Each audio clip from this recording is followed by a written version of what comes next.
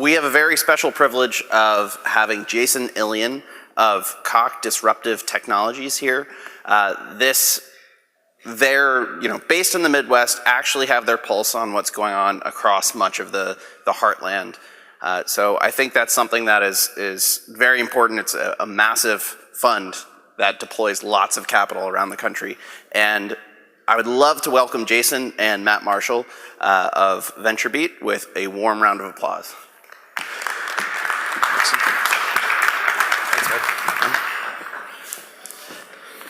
Jason. Good to see you. Yeah, good to see you again. Come on over. We're going to sit on this side. He has money. So this is great because we're continuing the conversation again. Yes, it's always good to chat with you. We had Mark in Reno. You joined us in Reno for the first conversation about a year ago, almost exactly. That conversation, we were just kicking it off and we were talking about broad investment strategies for the Heartland. Right. And this year we're changing the focus a little bit because we're talking about preparedness of the Heartland for AI and automation, which are trends that have just intensified over the last year. Right. Can you talk a little bit about that trend, the opportunities in the Heartland, specifically around AI and automation and preparedness? Yeah, well, I think it's interesting, not only just the Heartland, but is any of the U.S. prepared for AI and robotics, or the world, right? I mean, we've talked about AI, it's not new, right? We've been talking about it since the 50s, and then in 97, when IBM Big Blue beat in chess, and then they never thought AlphaGo could be beat, right? Because that's such a unique game, and then in 2017, we beat the AlphaGo champion with AI.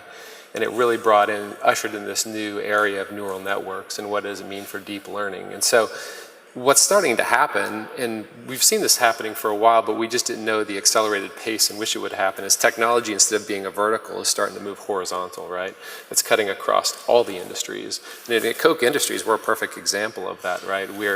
We're in agriculture, and we're in glass, and we're in manufacturing, and we're in all sorts of different areas, and technology is touching every single piece of that. And being a Midwestern company, of course, we're just as susceptible to disruptive change as anyone else. And so the first time we met, right, Koch Disruptive Technologies, our area was brand new. Like, we were less than 6 months old, saying, hey, we need to get in front of this ourselves. And so I think it's a perfect time to continue this conversation to say, how is the Heartland, how is the entire U.S. preparing for this? And I think there's some fear and trepidation on one hand, and on the other hand, I think there is some curiosity and opportunity, right? And I think that also makes a great investor. How can you be both curious and paranoid at the same time? And so I think it's coming faster in certain areas in terms of the ideas and the technology, and are the traditional companies and other parts keeping up with it? I wouldn't say as much as we need to just yet. Make no mistake, there is still a large portion of the money being deployed, and it sounds like this has been part of the discussion on the coasts. And so how is the Heartland completely ready for it? I don't think they're completely ready for it, but I see better ideas and better entrepreneurs coming to the forefront across Midwestern areas than we've ever seen before, even more than I would have thought 12 months ago. Right, so that does kind of play counter to some of those bigger trends we were just hearing from Mark, right? So you're saying, then that's why we're preparing in our conversation before this, that the things that happened faster than you expected was more entrepreneurs moving to the Heartland, or more interesting entrepreneurs. Can you talk maybe a few examples? Yeah. You were talking about possibly having an announcement ready today. I'm not sure if you had it. Yeah. In terms of a new investment. So let's look at the trends, because I think that's a telling piece, and you shouldn't miss that. So 75% of the capital is still deployed on the coast, roughly, right? So that's up from what it was before. In the next year, you're going to see roughly 10,000 millionaires, new millionaires in San Francisco with the IPOs. Lyft. Yeah. So on. Yeah. Lyft, Pinterest, you name it. So this is an area that's almost unlivable to the average employee today. Now there's 10,000 new millionaires in that area. It's not an area that, just in terms of density, you can put any more people. So what's starting to happen is you're starting to see great entrepreneurs, some of them that have been there for 10, 15, 20 years, saying, okay, I've made money, I want to go home, or I want to try it in new areas. So yes, the money's still there, and the money's going to follow the good ideas, but you're starting to see new ideas in Chicago's and Indianapolis and Kansas City and Dallas, and areas that We didn't have the density. It's still not as dense as Silicon Valley. Let's not call it something that it's not yet.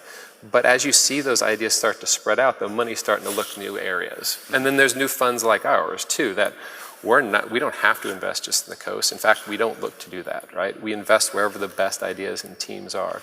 And so you can look at a number of ideas and things that have happened. So, you know, John Deere, as an example, they bought Blue River. And Blue River is an AI and a spraying company that's looking, as it's going over the fields, it's using machine learning and AI to learn what to spray and what not to spray, right? There's companies like Triptych, which are using robotics and drones and AI to pull strawberries and other things.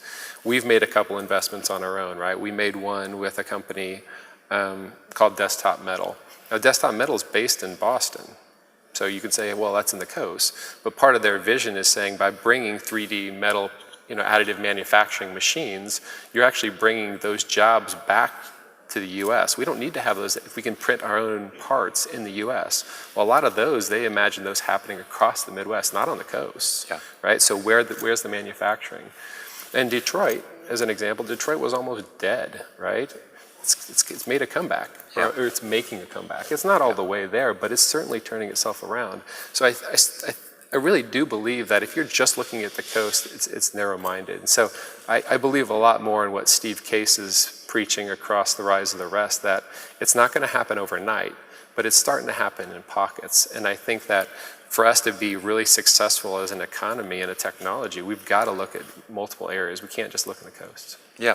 What sort of advice are you providing to entrepreneurs in regions like York to prepare for this next wave? You know, it's interesting because there's two things you hear. So I'm an ex-entrepreneur, right? So I was in Dallas for a number of years. I lived through the drought of not finding money, right? I remember when everybody else was raising 20 million, we had trouble raising $1 million. Yeah. So I've been there. And I know there's a big pull for people like, I can just go to the coast now. I can just go there and there's money there. Yes, there is. But that also comes with all sorts of other challenges. Last year in the Bay Area, as an example, attrition rates were like at 40%. The average person in the Bay Area doesn't expect to stay at their company more than 18 months. How do you build a long-term vision if you can't keep people at your company for 18 months, right? So, you know, number of millionaires, large attrition rates, all these things, it's creating an environment that makes it exceptionally difficult for investors like us to say, well, I want to put my money there. Right. And so what I often tell other people is like, and this happens in some of the areas, whether it's Omaha or St. Louis, they need to start to create density. There's entrepreneurs in each one of these cities that don't know each other. How is that possible? You're in Omaha. Yeah. You're in St. Louis. Yeah. Like, you guys have to spend time getting to know each other in addition to raising capital, because it's a high tide that raises all the ships. And as they see not only just the money, but the intellectual prowess and how we build companies start to happen, it draws in more, right? It's a virtuous cycle that feeds itself. And so these other areas, Brad Feld's done a good job with this in Boulder, right? Mm-hmm. Boulder, for a long time, it's just where the university was. That was it. Right. Now, there's a ton of density. You just walk around downtown and your people are meeting all over the place. You'd think you're in San Francisco. But that took time, right? It took 20 plus years of Brad and others being there and creating that density. And that's what the other cities need to do. Wichita, where Koch is a prime example. We have to do that well there too if we want to have more technology in the city. Yeah, and that corresponds with what Mark was just saying about bootstrapping to get an institute of higher learning here, if that's what is the next step for this region. The other trend that you mentioned happening slower than expected was bigger companies not moving as quickly. Could you talk a little bit about that? We had a conversation before just this morning around central and southern Pennsylvania manufacturing companies, and there's thousands of them. And there's often second or third generation companies, and they're just not moving quickly enough. Now, they're often small to medium-sized enterprises. I think you're talking about bigger companies. Maybe just talk a little bit about what you meant by that. Yeah, I mean, the two areas that aren't moving as quickly as they should are typically more industrial manufacturing type businesses, because for a long time they said, well, this is not going to touch us, right? We make stuff. How is technology going to change that? It is changing that in a number of ways, right? So that's one that's moving. And the other one's policy, right? So whether it's a local or state or federal government, there's companies that don't test their technology in your area because they can't. We can't land drones on the rooftop, right? Or we can't try autonomous vehicles even in on private properties, or whatever the case is. If we don't have policy to do it, they will find a place to do it, right? Yeah. And so, the reason we created Koch Disruptive Technologies at Koch was that we were built on entrepreneurship, and what we saw is like, we're gonna get disrupted. We can either disrupt ourselves or let the market disrupt us. And so we built it out specifically to say, we've got to start trying pockets of technology and experimenting all across our businesses. Sometimes that may mean dismantling one of our own core businesses so that we can be successful. And I think, one of the examples I looked at this week was, another bookstore, so Lifeway Christian Bookstores went under. I met with them 15 years ago, right? And this was kind of when Amazon was growing, and they're like, we're good. We're the largest Christian bookstore across the country. And they said, our model will survive forever. They just closed down 180 locations, right? Yeah. Why? Because they weren't willing to see what was coming. Yeah. And it doesn't matter whether you're in making widgets or you're educating kids, it's all changing. And for some people, that's a stumbling block. For many people, it's a building block. And being from the Midwest, knowing the mentality of Midwestern people, I was born in Omaha, Nebraska, I think a lot of them can see this as a building block. And how do we use this to create new opportunities? So as Koch, we have 100,000 employees. We don't imagine, because of automation, that we're reducing the number of employees. We're taking our employees and putting them on other opportunities that will generate more capital and revenue for us. So if we create automation, or we're able to make somebody's job better or easier, great, we're gonna move them up to give them a better job, where they don't have to drive a truck for 18 hours, or they don't have to do something like that.